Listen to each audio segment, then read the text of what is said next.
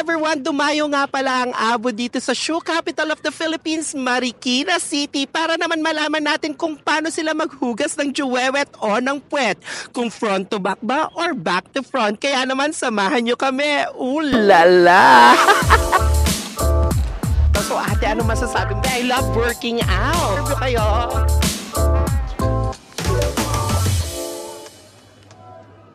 Yes, at ngayon nandito pa rin tayo sa Marikina at maghanap tayo ng ma-interview. Sir, okay lang ba ma-interview kayo? Hindi na Tommy na ako. Hay nako, na-interview na rin natin lahat. Halos lahat dito sa Marikina Sports Complex. Pero syempre, interviewin din natin yung mga nandito, yung mga nagbabantay ng Sports Complex. Hi, kuya! Ayan, okay lang po ba ma-interview kayo? Sige, okay lang. Kuya, ito po ang tanong ko po sa inyo, kuya. Paano po ba kayo maghugas ng puwet? Front to back or back to front? Front to back. Front to back. Kaya naman, kuya, ito may ipapatry kami sa inyo, no?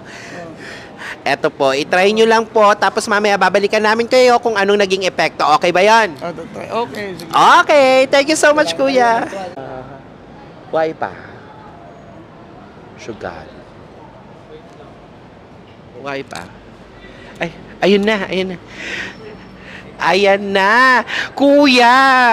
Diyan ka na po pala. Ayan, naghintay kami. So, ano po masasabi nyo sa produktong iyan? Parang fresh na fresh. Masarap. Fresh na fresh. At masarap sa pakiramdam. Masarap sa pakiramdam. Parang lotion na parang bumubula din. Ay, bumubula. Okay. Lotion, hindi bumubula. Ito bumubula eh. Okay, so yun yung pakiramdam, madulas.